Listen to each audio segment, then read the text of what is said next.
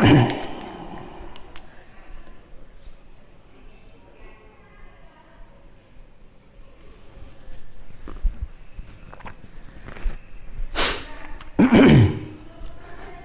વિદ્યાર્થી મિત્રો, ચાલો આજના લેક્ચરની આપણે શરૂઆત કરીએ.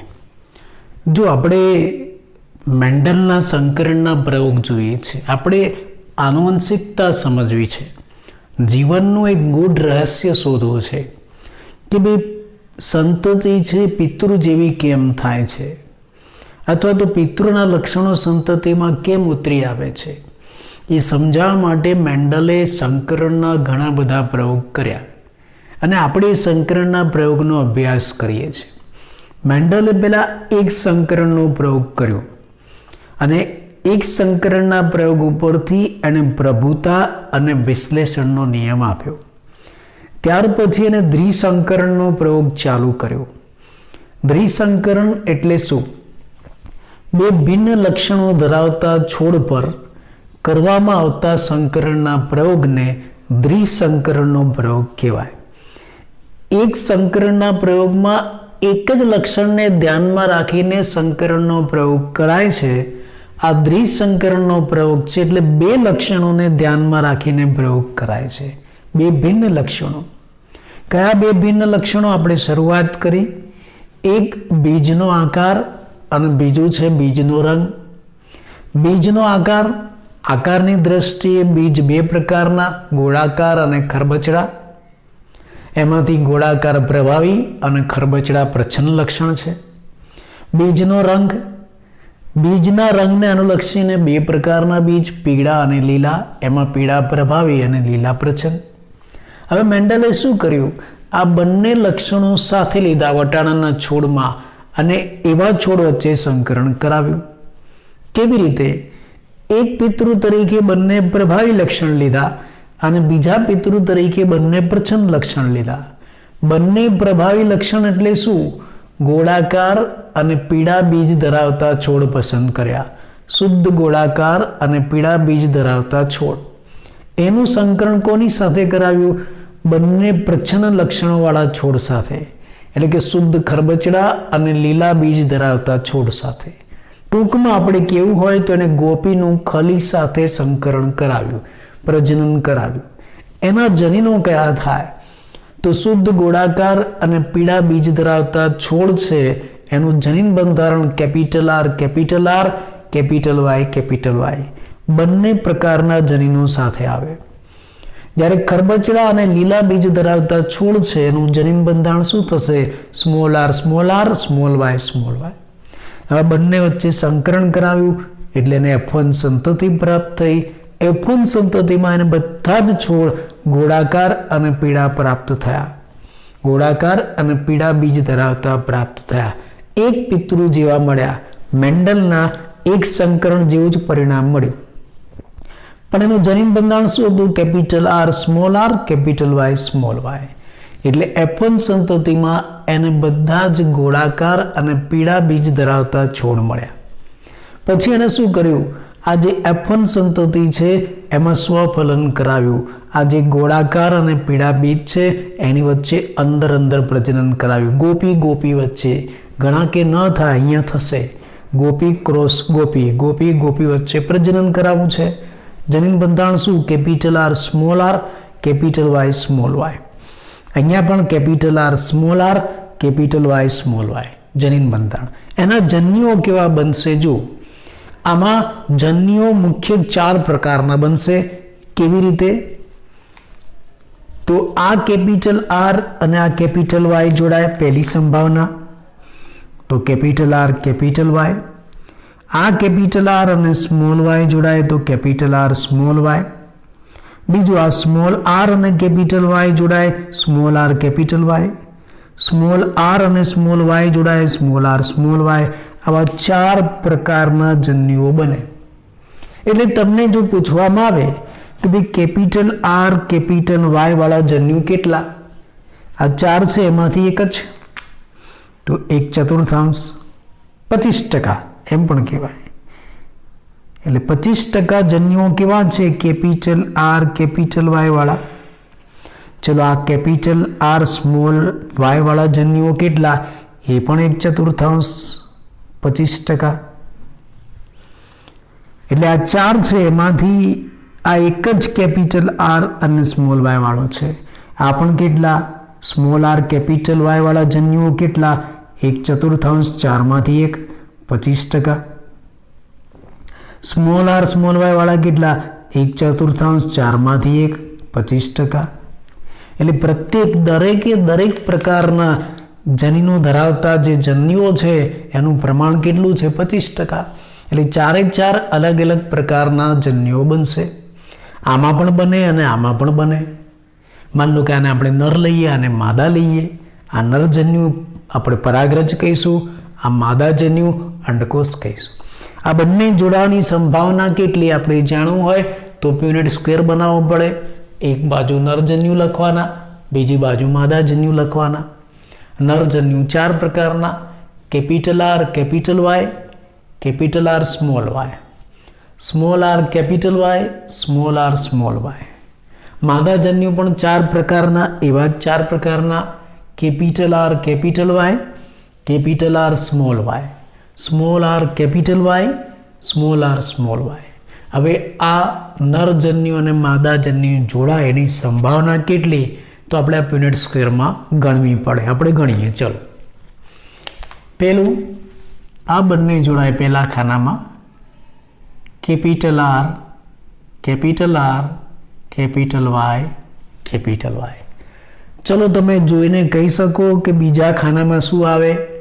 ચલો આમાં શું આવશે? બોલો જોઈએ. ખરેખર આપણે ક્લાસરૂમમાં હોય ને તો મજા આવે. દરેક વિદ્યાર્થી પાસે એક એક બોલાવવાનું હોય. તમે તમારી જાતે વિચારીને બોલો કે આમાં શું આવશે. આ બંને જોડવાના છે. હવે capital R capital Y small Y. બરાબર? આ બીજા પ્રકારનું. ચલો ત્રીજી સંભાવના, ત્રીજું ફલન કેવું થશે? આ જોડાય આ બંને. Capital R small R capital Y. ધ્યાન રાખજો. હા, ચલો ચોથી સંભાવના, આ બંને જોડાય. Capital R small R capital Y small Y. બરાબર? ચલો આ ખાનામાં આ બંને જોડાય. Capital R capital Y small Y. ચલો આ ખાનામાં કેપિટલ આર સ્મોલ વાય. જુઓ, સ્મોલ વાય. ચલો આ ખાનામાં મજા એવું છે, નાનું ગણિત ભણતા એવું લાગશે. Capital R small R capital Y small Y. ધ્યાન રાખજો, મારી ભૂલ ના થાય. ચલો આગળના ખાનામાં કેપિટલ આર સ્મોલ વાય. બરાબર? ચલો આ ખાનામાં capital R small R capital Y. ચલો આ ખાનામાં capital R small R capital Y small Y. હું પહેલા કેપિટલ લખીશ બધે. હો, ચલો આ ખાનામાં શું આવશે? આ બંને જોડાય. Small R capital Y. આ ખાનામાં આ બંને જોડાય. Small R capital Y small Y. બરાબર? ચલો આ ખાનામાં કેપિટલ આર સ્મોલ આર, આ બંને જોડાશે. Capital Y small Y. બરાબર? દેખાય છે?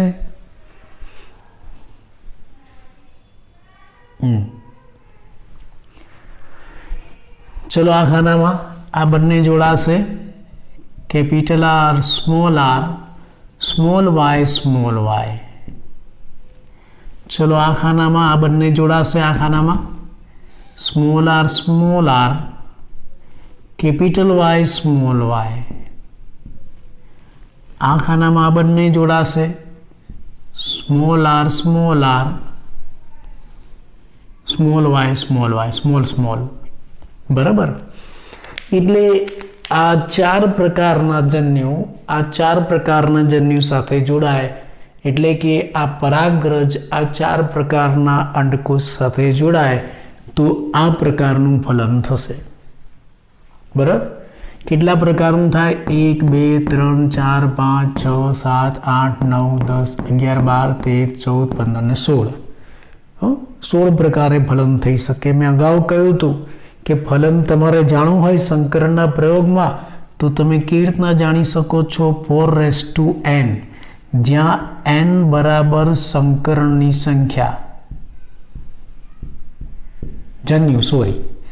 જન્યુ તમારે જાણવા હોય, ફલન નહીં હો, જન્યુ તમારે જાણવા હોય તો 4n. માન લો કે એક સંકરણનો પ્રયોગ છે તો 4⁴ તો 4 ખાના મળે તમને, અને આવા 4 ખાના બનશે.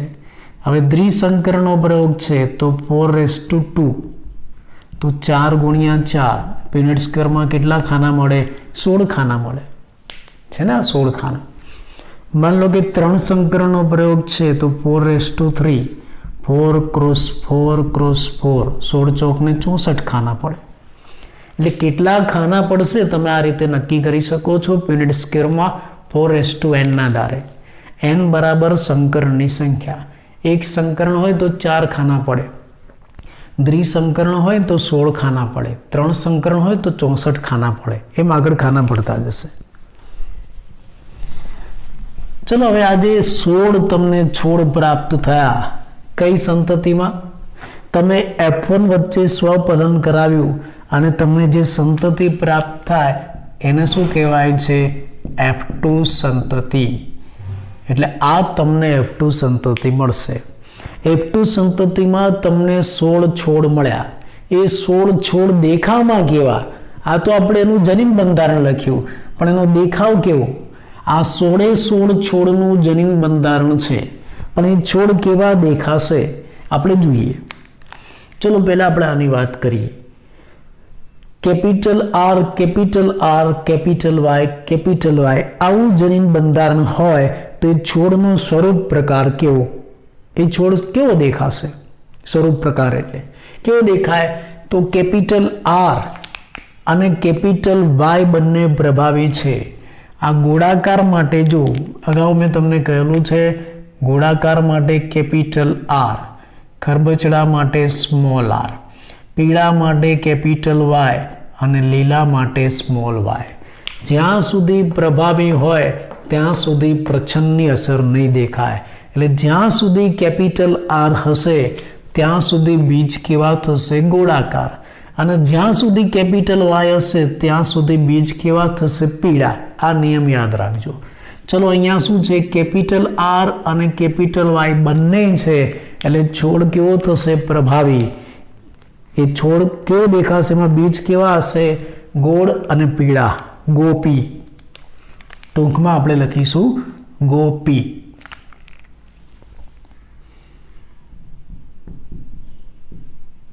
ગોળાકાર અને પીળા. ચલો, બાજુમાં મને કહો કે છોડ કેવો બનશે? Capital R, capital R, capital Y, small y. છોડ કેવો બને? કેપિટલ R છે એટલે ગોળ તો બનશે, સાથે કેપિટલ Y છે એટલે પીળા પણ બનશે. એટલે અહીંયા પણ શું બનશે? ગોપી બનશે. ગોળાકાર પીળા બીજ.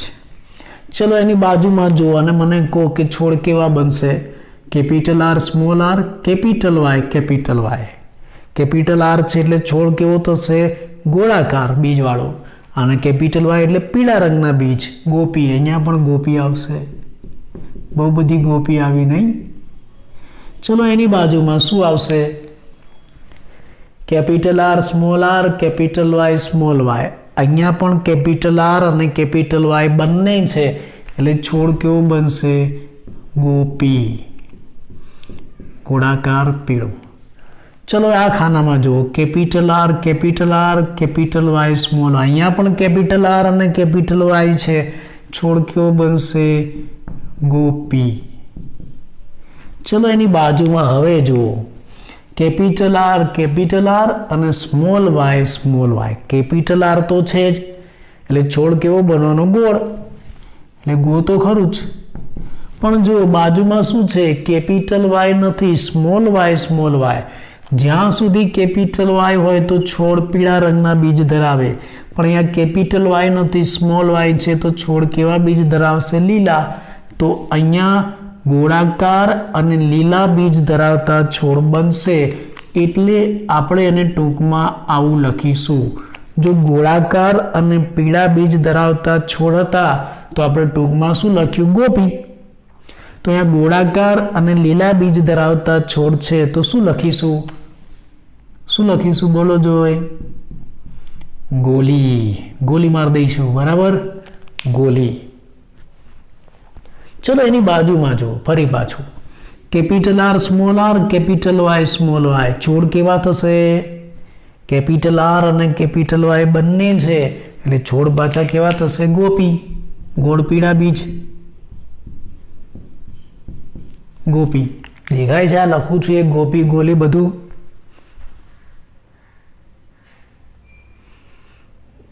ધ્યાનથી જોજો, દેખાશે ગોપી. ચલો એની બાજુમાં કેપિટલ આર, સ્મોલ વાય. અહીંયા જો કેપિટલ આર છે એટલે બીજ ગોળાકાર તો થવાના, પણ કેપિટલ વાય નથી. કેપિટલ વાય હોય તો પીળા થાય, પણ સ્મોલ વાય છે એટલે લીલા, એટલે ફરી પાછું અહીંયા શું આવશે?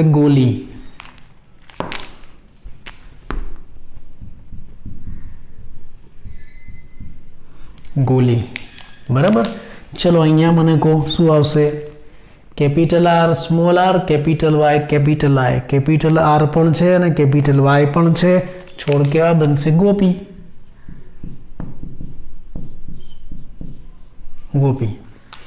ચલો એની બાજુમાં capital R, capital Y, small Y. છોડ કેવા બનશે?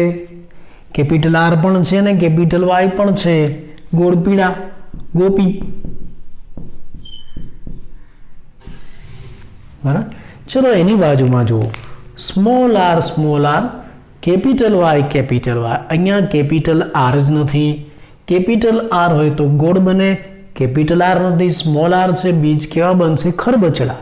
પણ બાજુમાં કેપિટલ વાય બંને છે. કેપિટલ વાય એટલે પીળા, એટલે આ છોડ કેવા બનશે? ખરબચડા અને પીળા બીજ ધરાવતા. ખરબચડા પીળા. શું લખાશે એને? ખરબચડા નો ખ અને પીળાનો પી, ખપી જશે. આ ગોપી, ગોલી, પછી ખપી. ખરબચડા પીળા. ચલો એની બાજુમાં જો સ્મોલ આર, ફરી બાજુ સ્મોલ આર આવ્યું, ખરબચડા બીજ બનશે. બાજુમાં પાછું કેપિટલ વાય પણ છે, એટલે ખરબચડા પીળા, ખપી. આ બીજ પણ ખરબચડા પીળા, ખપી બનશે. ચલો ફરી પાછું અહીંયા નીચે જો capital R, capital Y, small Y.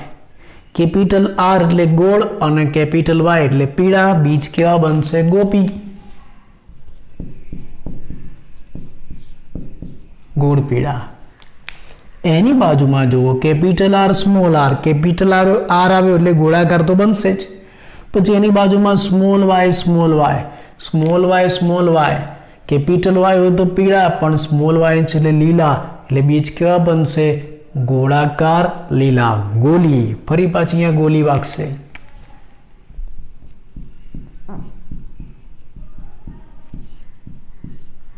ગોલી. ચલો અહીંયા સ્મોલ આર એટલે કે બીજ ગોળ નહીં બને, ખરબચડા બનશે, પણ સાથે કેપિટલ વાય છે એટલે ખરબચડા પીળા, ખપી ગયા પાછા. ખપી.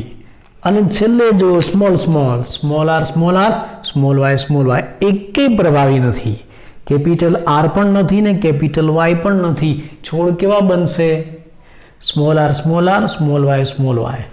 છોડ બનશે ખરબચડા અને લીલા. છેલ્લે ખલી આવ્યો.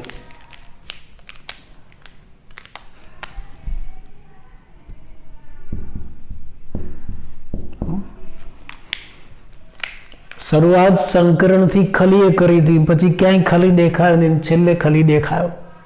એટલે જે 16 છોડ બને છે આ પ્રકારના બને. હવે આનો સ્વરૂપ પ્રકાર કેવો થાય તમારે એ ગણવાનો છે. સ્વરૂપ, પ્રકાર, પ્રમાણ. કોનો? F2 નો. કયા પ્રયોગમાં? દ્વિસંકરણના પ્રયોગમાં. દ્વિસંકરણના પ્રયોગમાં F2 સંતતિનો સ્વરૂપ પ્રકાર પ્રમાણ કેટલો કેવી રીતે ગણાય?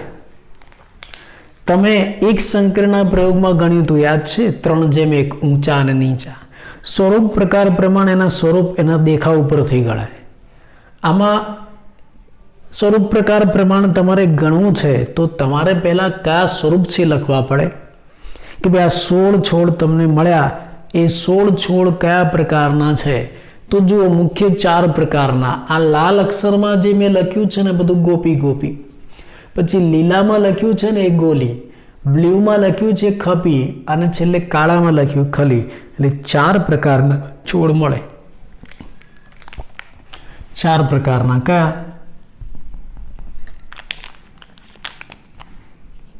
સ્વરૂપ. 4 પ્રકારના સ્વરૂપ મળે છે. સ્વરૂપ પ્રકાર પ્રમાણ આપણે ગણવું છે તો પહેલા કયા સ્વરૂપ મળે છે નક્કી કરવું પડે. આ F2 સંતતિમાં 4 પ્રકારના સ્વરૂપ મળે છે. એક ગોપી, બીજું ગોલી, ત્રીજું ખપી અને ચોથું ખલી. થોડું ફરીથી ટૂંકમાં લખી લઉં. ચલો, પહેલું એક શું મળ્યું? ગોપી વધારે છે. પછી આપણને મળ્યા ગોલી. કલર એના જ બતાવું છું જે મેં અંદર બતાવ્યા છે, ગોલી. પછી ખપી અને છેલ્લે ખલી. આ 4 પ્રકારના બીજ આપણને F2 સંતતિમાં મળ્યા. એટલે F2 સંતતિમાં મુખ્ય 4 પ્રકારના સ્વરૂપ તમને મળશે. 4 પ્રકારના છોડ તમને મળશે. ગોળાકાર પીળા બીજ ધરાવતા, ગોળાકાર લીલા બીજ ધરાવતા, ખરબચડા પીળા બીજ ધરાવતા, ખરબચડા લીલા બીજ ધરાવતા. હવે એની સંખ્યા કેટલી એ લખશો એટલે તમને સ્વરૂપ પ્રકાર પ્રમાણ મળી જશે. આ 16 છે. આ 16માંથી ગોળાકાર પીળા કેટલા? ગોપી કેટલી? આ 16માંથી ગોલી કેટલી વાગી? આ 16માં ખપી કેટલા ગયા? અને આ 16માં ખલી કેટલા? એ તમારે લખવાના છે. ચલો, મને આ જે પ્યુનેટ સ્ક્વેર છે જોઈને ગણીને જવાબ આપો કે ગોપી કેટલા. ગણો જોઈ.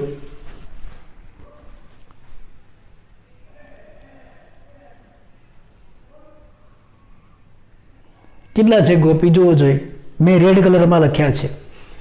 1 2 3 4 5 6 7 8 ને 9. ગોપી 9. પછી ગોલી કેટલા છે ગણો જોઈ. મેં ગ્રીન લીલા કલરમાં લખ્યું છે. 1 2 ને 3. આ 3. પછી ખપી કેટલા છે? જો મેં બ્લુ કલરમાં લખ્યું છે 1 2 ને 3. આ 3. અને પછી ખલી કેટલા છે? જો આ એક જ છેલ્લું, એક જ. તો આ તમને જે મળ્યો ને એ સ્વરૂપ પ્રકાર પ્રમાણ થયું. આ તમને જે મળ્યું એ સ્વરૂપ પ્રકાર પ્રમાણ થયું. 9:3:3:1 આ દ્વિસંકરણનું પ્રમાણ થયું. MCQમાં પણ પૂછાય, ટૂંકા પ્રશ્નમાં પણ પૂછાય. દ્વિસંકરણનું સ્વરૂપ પ્રકાર પ્રમાણ કેટલું? 9:3:3:1 એનો જવાબ. ચલો, હવે એક કામ હું તમને સોંપું છું. તમારે આનો જનીન પ્રકાર પ્રમાણ શોધવાનો છે.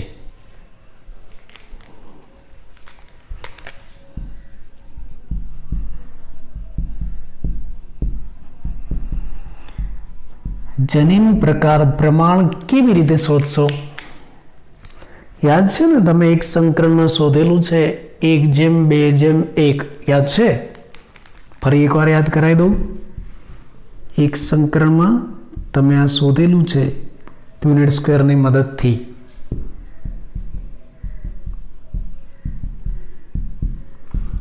જો F2 સંતતિમાં આવું હતું એક સંકરણમાં, ઊંચા અને નીચા છોડની વાત કરું છું, એમાં જનીન પ્રકાર કયો હતો? તો એક આ કેપિટલ T વાળો, બીજો કયો કેપિટલ T સ્મોલ t વાળો, અને ત્રીજો કયો સ્મોલ t વાળો. બરાબર. અને પછી એની સંખ્યા લખવાની. કેપિટલ T આ 4માંથી કેટલા છે? એક જ.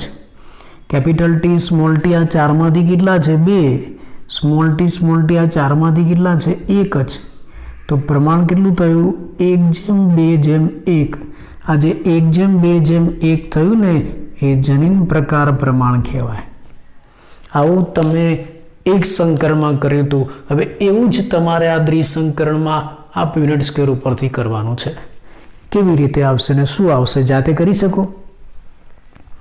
જાતે કરી શકો? જરૂરી છે, પરીક્ષામાં પૂછાય.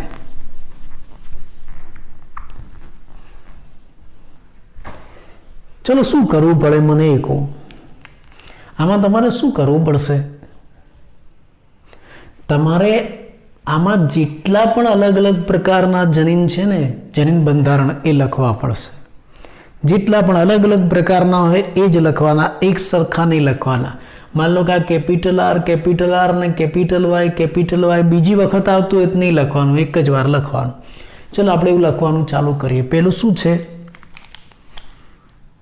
Capital R, capital Y. ચલો આ એક જનીન પ્રકાર. ચલો એની બાજુમાં જો એવો જ આવતો હોય તો ફરીથી નહીં લખવાનું. એની બાજુમાં capital R, capital Y, small Y. ચલો આ બીજો પ્રકાર. એની બાજુમાં જો આ બંને જો આવતો હોય તો ફરીથી નહીં લખવાનું. એની બાજુમાં capital R, small R, capital Y. ચલો એની બાજુમાં capital R, small R, capital Y, small Y. થયું? આ ચારે ચાર અલગ પ્રકારના છે, ચારે ચાર લખી નાખ્યા. ચલો નીચે અહીંયા આવો. Capital R, capital Y, small Y. એવું ક્યાં આવ્યું છે પહેલાં જોઈ લો. Capital R, capital Y, small Y. એવું ક્યાં આવ્યું છે? આ રહ્યું, આવી ગયું. જો આ ઉપર છે capital R, capital Y, small Y. નહીં લખવાનું. ચલો જવા દો. પછી કેપિટલ આર, સ્મોલ વાય. આવું ક્યાંય આવ્યું છે? Capital R, small Y. છે ક્યાંય? નથી. તો લખી નાખો કેપિટલ આર, સ્મોલ વાય. ચલો એની બાજુમાં કેપિટલ આર, કેપિટલ વાય. આવું ક્યાં આવ્યું છે? Capital R, capital Y. ક્યાં આવ્યું છે? આ રહ્યું જો કેપિટલ આર, કેપિટલ વાય. એટલે નહીં લખવાનું. જે આવી ગયું છે ફરીથી નહીં લખવાનું. ચલો અહીંયા કેપિટલ આર, સ્મોલ વાય. આવું ક્યાં આવ્યું છે? જુઓ જોઈ. Capital R, small Y. નથી આવ્યું. લખો ચલો કેપિટલ આર, સ્મોલ વાય. ચલો અહીંયા આવો. હવે capital R, small R, capital Y. આવું ક્યાં આવ્યું છે? Capital R, small R, capital Y. આ રહ્યું ને capital R, small R, capital Y. આવી ગયું. Capital R, small R, capital Y. નહીં લખવાનું. આ ચલો પછી જુઓ capital R, small R, capital Y. એવું આવ્યું છે. આ રહ્યું જો capital R, small R, capital Y. નહીં લખવાનું. જે આવી ગયું છે નહીં લખવાનું. Small R, capital Y. એવું ક્યાં આવ્યું છે? આવ્યું જ નથી. લખો સ્મોલ આર, કેપિટલ વાય. ચલો એની બાજુમાં સ્મોલ આર, કેપિટલ વાય. એવું આવ્યું છે? નથી આવ્યું. લખો small R, capital Y.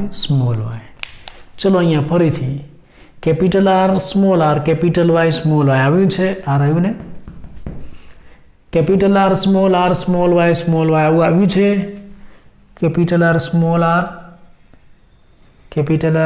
R. નથી આવ્યું. ચલો કેપિટલ આર, સ્મોલ આર. ક્યાં ગયું? Capital R, small Y. આવું આવ્યું છે? નથી આવ્યું. ચલો લખી નાખો કેપિટલ આર, સ્મોલ વાય. ચલો એની બાજુનું જુઓ. Small R, small Y, capital Y. Small R, small Y, capital Y છે ક્યાંય? જો સ્મોલ આર આ રહ્યા, પણ એની બાજુમાં બંને કેપિટલ વાય છે. Small R, capital Y. આવી ગયું. ચલો આવું આવી ગયું છે. પછી જુઓ આ સ્મોલ આર, સ્મોલ વાય. આવું નથી. બરાબર? કેટલા થયા? 1 2 3 4 5 6 7 8 9 ને 10 જનીન પ્રકાર થયા. બરાબર, કેટલા થશે ગણો જોઈ. ફરી એકવાર ખ્યાલ આવે. 1 2 3 4 5 6 7 8 9. બરાબર, જુઓ જોઈએ ક્યાંય ભૂલ છે. એકનું એક ફરીથી આવતું એવું ક્યાં લખેલું છે જુઓ જોઈએ, ચેક કરો જોઈએ. આ રહ્યું, આ જો, આ ધ્યાન રાખો. આ એકનું એક 2 વાર આવ્યું જુઓ, એટલે આ નીકળી જશે એક. તમારાથી આવી ભૂલ ન થાય એટલે ધ્યાન રાખજો. હો, પછી ચેક કરી લેવાનું કે એકનું એક ફરીથી ક્યાંય નથી આવતું ને. આ બધામાં બધા અલગ જ છે ને. ચલો હવે કેટલા થયા હવે ગણો જોઈએ. 1 2 3 4 5 6 7 8 ને 9. બરાબર, 9 થવા જોઈએ. જનીન પ્રકાર કેટલા થવા જોઈએ? 9. હવે 9 જનીન પ્રકાર છે એની સંખ્યા ગણવાની, અગત્યનું. Capital R capital R capital Y કેટલા છે? આ 16 માંથી ગણો જોઈ, ગણો જોઈએ. આ 16 માંથી કેપિટલ આર કેપિટલ વાય કેટલા છે ગણો જોઈ. ટ્રાય કરજો, ગણજો. એક જ હશે. આ એક જ છે શરૂઆતમાં, બીજું છે જ નહીં ક્યાંય. હો, પછી એવી જ રીતે આ capital R capital Y small Y કેટલા છે ગણો જોઈ. ચલો, capital R capital Y small Y કેટલા છે ગણો જોઈ. આ આખા 16માં કેટલા છે? આ એક તો ખરું જ. હવે એના સિવાય બીજે ક્યાંય છે ગણો જોઈ. Capital R capital Y small Y, જો આ રહ્યું. આ બે એક સરખું છે જો, એટલે પછી બીજા નહીં મળે, તમે ગણજો. એટલે અહીંયા કેટલા થયા? Capital R capital Y small Y 2. ચલો, પછી એની બાજુમાં capital R small R capital Y. આ રહ્યું capital R small R capital Y કેટલા છે? આમાંથી એક આ તો ખરું છે. પછી એના સિવાય ક્યાં છે શોધો જોઈ. Capital R small R capital Y શોધો જોઈ. આ રહ્યું જો, આ બંને capital R small R capital Y કેટલા થયા? 2. બરાબર, ચલો એના પછી capital R small R capital Y small Y આવા કેટલા છે ખાનામાં ગણો જોઈ. તો ધ્યાનથી ગણજો આમાં ખાસ. એક આ રહ્યું, આ capital R small R capital Y small Y. પછી બીજું ગણો જોઈ. આ રહ્યું, આ capital R small R capital Y small Y. પછી ત્રીજું ગણો જોઈ. આ રહ્યું, આ capital R small R capital Y small Y. પછી ચોથું ગણો જોઈ. આ રહ્યું, આ capital R small R capital Y small Y. કેટલા થયા? 1 2 3 ને 4. તો એની સંખ્યા કેટલી લખવાની આપણે? 4. 1:2:2:4. બીજું તમને એ પણ કહી દઉં કે આ 1:2:2:4 છે એનું સ્વરૂપ પ્રકાર કેવો છે? બધા ગોપી. આ પણ યાદ રાખજો. બરાબર, ચલો હવે આગળ. કેપિટલ આર સ્મોલ વાય પ્રમાણ કેટલું થશે? થોડુંક દૂર લખું. કેપિટલ આર સ્મોલ વાય કેટલા છે ગણો જોઈ. કેપિટલ આર સ્મોલ વાય આ એક છે. બરાબર, બીજે ક્યાંય છે જોવો જોઈ. કેપિટલ આર સ્મોલ વાય બીજે ક્યાંય છે? આ એક છે જુઓ, કેપિટલ આર સ્મોલ વાય બીજે ક્યાંય જોવા નહીં મળે. એટલે આની સંખ્યા 1. ચલો બાજુમાં સ્મોલ આર કેપિટલ વાય ક્યાં છે જુઓ જોઈ. સ્મોલ આર કેપિટલ વાય ક્યાંય બીજે છે? સ્મોલ આર કેપિટલ વાય ક્યાંય બીજે છે? જુઓ જોઈ. છે ક્યાંય બીજે સ્મોલ આર કેપિટલ વાય ક્યાંય બીજે છે? ક્યાંય બીજે નથી, એક જ છે, એ પણ એક. બરાબર. પછી એના પછી જો small R capital Y small Y, small R capital Y small Y ક્યાંય બીજે છે? જોવો જોઈએ. સ્મોલ આર અને small R capital Y small Y, આ એક. Small R capital Y small Y, આ એક. બીજું આ રહ્યું, આ small R capital Y small Y, આ બે. સંખ્યા બે થઈ. ચલો બાજુમાં કેપિટલ આર સ્મોલ વાય કેટલા છે? જોવો જોઈએ. પેલા તે ક્યાં છે? કેપિટલ આર સ્મોલ આર અને small Y, capital R small Y small Y, આ એક. ચલો આ એક છે. પછી બીજું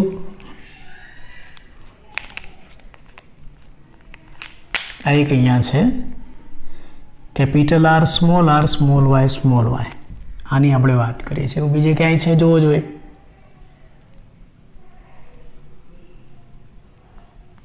capital R small Y small Y.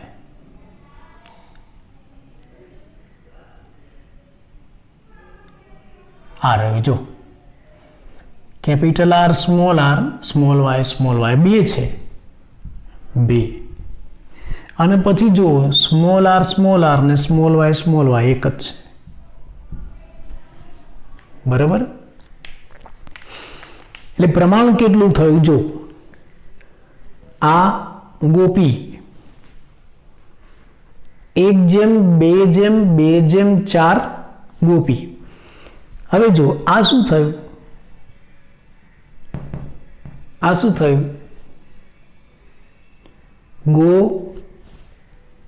ગોલી. બીજું ગોલી ક્યાં છે? આ રહ્યું. એટલે આને આપણે બાજુમાં લખી શકીએ. હો, આવું સળંગ લખવું જ લખાય. 1:2:4:1:1:2:1. આનું પ્રમાણ સાચું જ છે આ, પણ હવે આપણે સ્વરૂપ પ્રકાર પ્રમાણે લખીએ. ચલો, ગોપી માટે કેપિટલ આર કેપિટલ વાય. ફરીથી લખું છું, capital R capital Y small Y. આ ફરીથી લખું છું, કેપિટલ આર સ્મોલ આર. હવે ગોઠવીને લખું છું, capital R small R capital Y small Y, capital R small R capital Y small Y. ચલો 1:2:4 તમને યાદ રહે ને એ રીતે ગોઠવીને આપું છું. હવે 1:2:4 ચલો ગોપી. હવે ગોલી લખો બાજુમાં.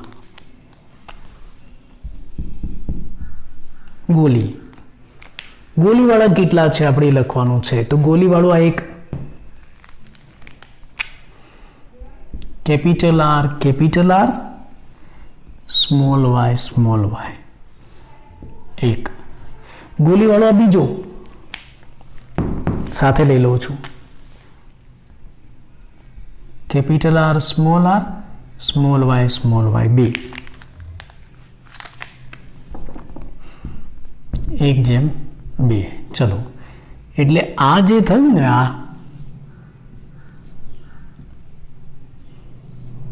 આ ગોપી થયું. બરાબર. અને આ જે થયું ને પ્રમાણ એ ગોલીનું થયું. બરાબર. હવે આપણે ખપી લઈએ.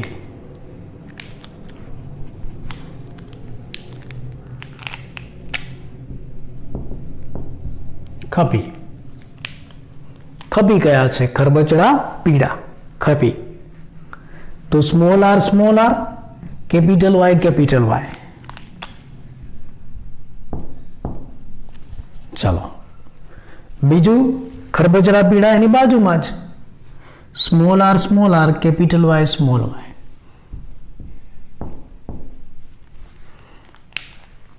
સ્મોલ આર કેપિટલ વાય એક.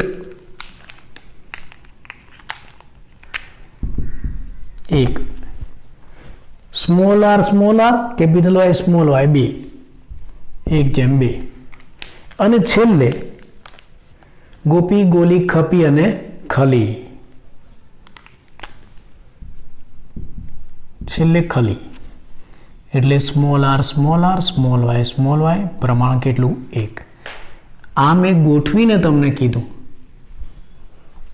કલર પ્રમાણે ગોઠવીને તમને કીધું કે ભાઈ ગોપી જનીન પ્રકાર કેટલા 1:2:2:4, ગોલી જનીન પ્રકાર કેટલા 1:2, ખપી જનીન પ્રકાર કેટલા 1:2, ખલી જનીન પ્રકાર કેટલો 1. આ એનું પ્રમાણ થયું. સમજાયું? હવે ડાયરેક્ટ તમને પૂછાય કે દ્વિસંકરણના પ્રયોગમાં જનીન પ્રકાર કેટલું, તો આ યાદ રાખવું સહેલું પડશે. 12 24 12 1 12 2 24 1 બરાબર. 12 2 24 12 1 આ રીતના યાદ રાખજો. આ એનું પ્રમાણ છે. ખ્યાલ આવ્યો? આ દ્વિસંકરણનો પ્રયોગ તમને ચાર્ટ સાથે પૂછાય અને એના સ્વરૂપ અને જનીન પ્રકાર લખો એવો પ્રશ્ન પણ તમને પૂછાય. આ દ્વિસંકરણનો પ્રયોગ મેન્ડલે પૂરો કર્યો અને આ દ્વિસંકરણના પ્રયોગ ઉપરથી, એના વિશ્લેષણ ઉપરથી મેન્ડલે એક નવો નિયમ આપ્યો. હવે આપણે એ નવો નિયમ જોઈએ.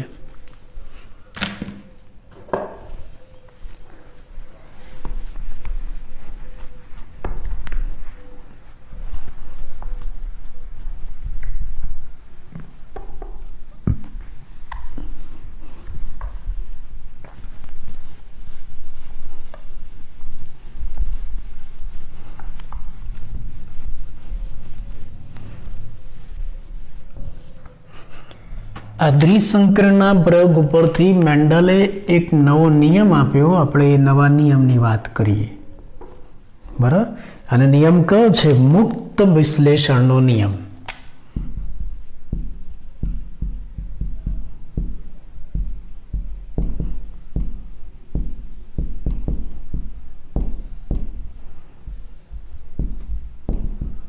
મુક્ત વિશ્લેષણનો નિયમ મેન્ડલે આપ્યો દ્વિસંકરણના પ્રયોગ ઉપરથી. શું છે મુક્ત વિશ્લેષણનો નિયમ? જ્યારે કોઈ સંકરણમાં લક્ષણોની બે જોડ લેવામાં આવે, આ સંકરણ છે, લક્ષણોની બે જોડ લીધી આપણે, બીજનો આકાર અને બીજના રંગની. જ્યારે કોઈ સંકરણમાં લક્ષણોની બે જોડ લેવામાં આવે ત્યારે કોઈ એક જોડનું લક્ષણ બીજી જોડના લક્ષણથી સ્વતંત્ર હોય છે, સ્વતંત્ર રીતે વિશ્લેષણ પામે છે.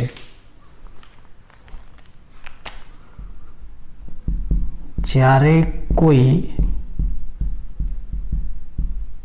સંકરણના પ્રયોગમાં લક્ષણોની બે જોડ લેવામાં આવે ત્યારે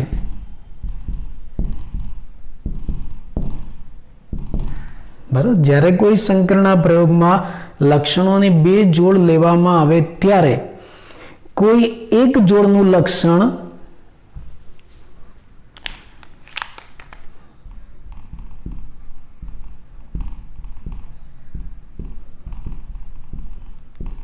બીજી જોડના લક્ષણથી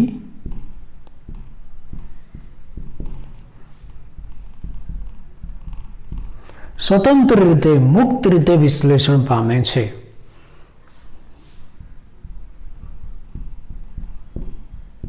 સ્વતંત્ર રીતે અથવા તો મુક્ત રીતે વિશ્લેષણ પામે છે, જેને મુક્ત વિશ્લેષણનો નિયમ કહેવાય. ઘણીવાર આવો પ્રશ્ન પણ પૂછાય. મેન્ડલનો દ્વિસંકરણનો પ્રયોગ ચાર્ટ સાથે સમજાવી મુક્ત વિશ્લેષણનો નિયમ લખો. અને ઘણી વખત ટૂંકા પ્રશ્નમાં ખાલી મુક્ત વિશ્લેષણનો નિયમ પૂછાય. મુક્ત વિશ્લેષણનો નિયમ શું કહે છે કે જ્યારે કોઈ સંકરણના પ્રયોગમાં લક્ષણોની બે જોડ લેવામાં આવે, આપણે લીધી ગોળાકાર, બીજનો આકાર અને બીજનો રંગ, બરાબર, ગોળાકાર પીળા, ખરબચડા લીલા, બે જોડ લીધી, ત્યારે એક જોડનું લક્ષણ એ બીજી જોડના લક્ષણથી સ્વતંત્ર રીતે, મુક્ત રીતે વિશ્લેષણ પામે છે. એક જોડનું લક્ષણ એટલે બીજના આકારનું લક્ષણ એ બીજના રંગના લક્ષણથી મુક્ત રીતે વારસામાં ઉતરે છે, એવું કહેવા માંગે છે. બીજા શબ્દમાં, સાદા શબ્દમાં કેવું હોય તો એક લક્ષણના વારસા ઉપર બીજા લક્ષણના વારસાની અસર થતી નથી, આવું કહે છે. આ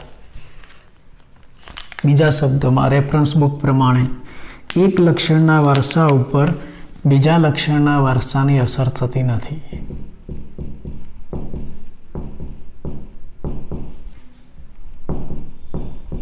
વારસા પર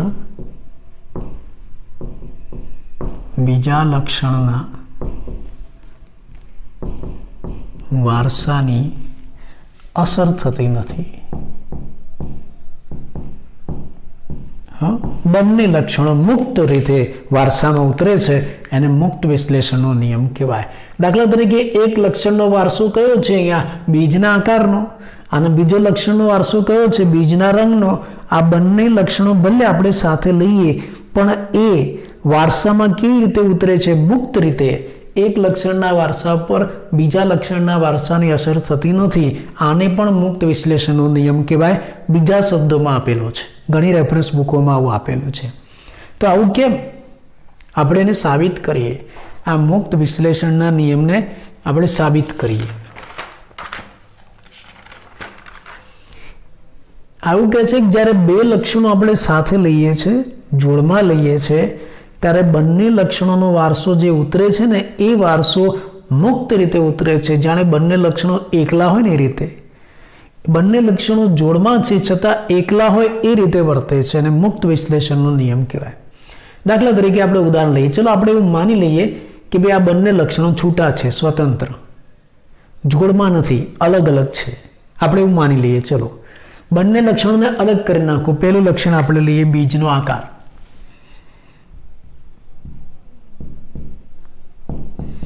બીજનો આકાર તો તમે જાણો છો એની બે અભિવ્યક્તિ, ગોળ અને ખરબચડા. માન લો કે ગોળ માટે આપણે જનીન લઈએ કેપિટલ આર, તો ખરબચડા માટે શું આવશે? Small R. બરાબર. જો આ એક જ લક્ષણ ધ્યાનમાં લઈએ તો આ તો એક સંકરણનો પ્રયોગ થયો, અને પ્રયોગ કરાવો તો શું પરિણામ મળે છે જોઈએ આપણે. શુદ્ધ ગોળ બીજ ધરાવતો છોડ, એનું સંકરણ શુદ્ધ ખરબચડા બીજ ધરાવતા છોડ સાથે કરાવીએ. બંને લક્ષણો છૂટા છૂટા છે, સ્વતંત્ર છે, આપણે એવું માની લઈએ. તો શું બને છે? ચલો, તો શુદ્ધ ગોળ અને શુદ્ધ ખરબચડા બીજ વચ્ચે તમે સંકરણ કરાવો તો એનો મતલબ કે RR close capital RR cross small r small r.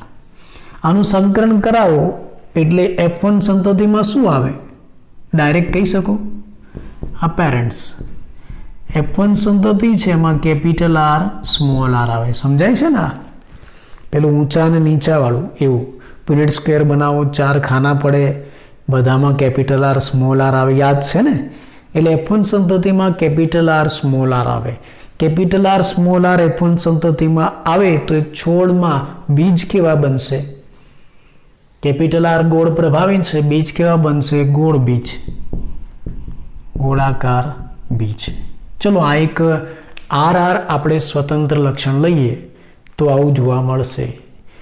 હવે બીજું લક્ષણ આપણે અલગથી લઈએ, બીજનો રંગ. ચલો બીજનો રંગ, આ એક લક્ષણ લઈએ.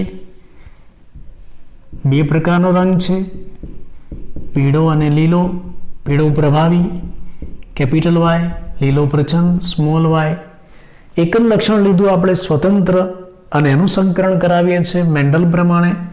એક સંકરણ શુદ્ધ પીળા બીજ ધરાવતા છોડ ક્રોસ શુદ્ધ લીલા બીજ ધરાવતા છોડ. શું થાય? જનીન બંધારણ જોવો જોઈએ અહીંયા. Capital Y cross small y small y. આ પેરેન્ટ્સ પિતૃ. F1 સંતતિ શું મળે? કહી શકો direct capital Y small y. આ F1 સંતતિ. બીજ કેવા બન્યા? કેપિટલ Y એટલે પીળા રંગના બીજ. જો તમે જો આપણે ખાલી બીજનો આકાર એક જ લક્ષણ લઈને સંકરણ કરાવ્યું તો F1 સંતતિમાં આપણને ગોળાકાર બીજ મળ્યા. બીજનો રંગ એક જ લક્ષણ લઈને આપણે સંકરણ કરાવ્યું તો F1 સંતતિમાં આપણને પીળા રંગના બીજ મળ્યા. અને અહીંયા જો બંને લક્ષણ સાથે લઈને સંકરણ કરાયું, દ્વિસંકરણ, તો આપણને શું મળ્યું? તો આપણને જનીન બંધારણ જો capital R small r, capital Y small y જ મળ્યું. અને બીજ કેવા મળ્યા? ગોળાકાર અને પીળા બંને સાથે. ગોપી, એનો મતલબ કે આ બંને લક્ષણો એકલા હોય અને ત્યારે જે રીતે અભિવ્યક્તિ થાય છે એવી જ રીતે બંને સાથે હોય ત્યારે અભિવ્યક્તિ થાય છે. એટલે બંને લક્ષણો એકલા હોય કે સાથે હોય મુક્ત રીતે અભિવ્યક્ત થાય છે. એને મુક્ત વિશ્લેષણનો નિયમ કહેવાય. આ બંને લક્ષણો એકલા લીધા, સ્વતંત્ર, અને સંકરણ કરાવ્યું તો F1 પેઢીમાં આ જ પરિણામ મળ્યું, ગોળાકાર પીળા બીજ. અને બંને લક્ષણો સાથે લઈને સંકરણ કરાવ્યું તો પણ F1 પેઢીમાં એ જ પરિણામ મળ્યું, ગોળાકાર પીળા બીજ. એટલે બંને લક્ષણોના જનીનો સાથે હોય કે એકલા હોય પણ સ્વતંત્ર રીતે અભિવ્યક્ત થાય છે, જેને શું કહેવાય? મુક્ત વિશ્લેષણનો નિયમ. હજી આગળ સાબિત કરી શકીએ, આપણે કરીએ. ચલો આપણે આ F1 માં સ્વફલન કરાવીએ બંને બાજુ.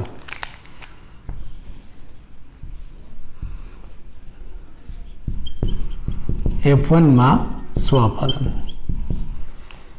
એટલે કે small r cross small r ગોળ બીજ છે બંને. આના પ્રજનન કોષ કેવા બને?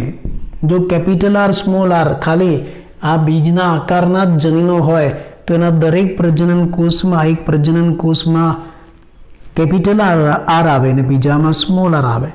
50% જન્યુ કેપિટલ R વાળા અને 50% સ્મોલ r વાળા. આવું બનશે.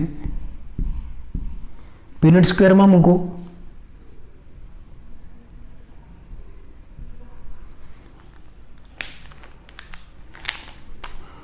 Capital R small r, capital R small r. ચલો પહેલા ખાનામાં શું આવે? Capital R capital R. બીજા ખાનામાં શું આવે? Capital R small r. ત્રીજા ખાનામાં શું આવે? Capital R small r. ચોથા ખાનામાં શું આવે? Small r small r. આ શું મળ્યું તમને? F2 સંતતિ.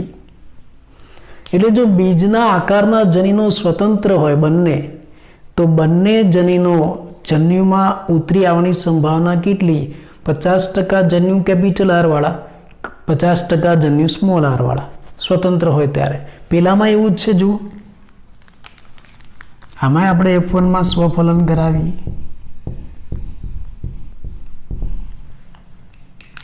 Capital Y small y પીળા રંગના બીજ. હવે તમને આવડે છે એટલે અમુક વસ્તુ ડાયરેક્ટ લઈ લઉં છું, ખ્યાલ આવશે ને? Capital Y small y, capital Y small y સ્વફલન કરાવીએ છીએ. ચલો આના પ્રજનન કોષ આની જેમ જ બનશે. 50% કેપિટલ Y વાળા અને 50% સ્મોલ y વાળા. સમજાય છે? આની જેમ જ બને. અને એની સંતતિ કઈ બને? F2. આપણે એ જોઈએ.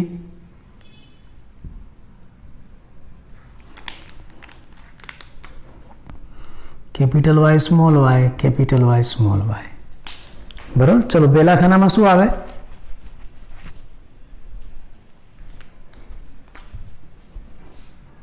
Capital Y capital Y. બીજામાં શું આવે? Capital Y small y. ત્રીજામાં કેપિટલ Y સ્મોલ y. ચોથામાં સ્મોલ y સ્મોલ y. આ મળી F2 સંતતિ.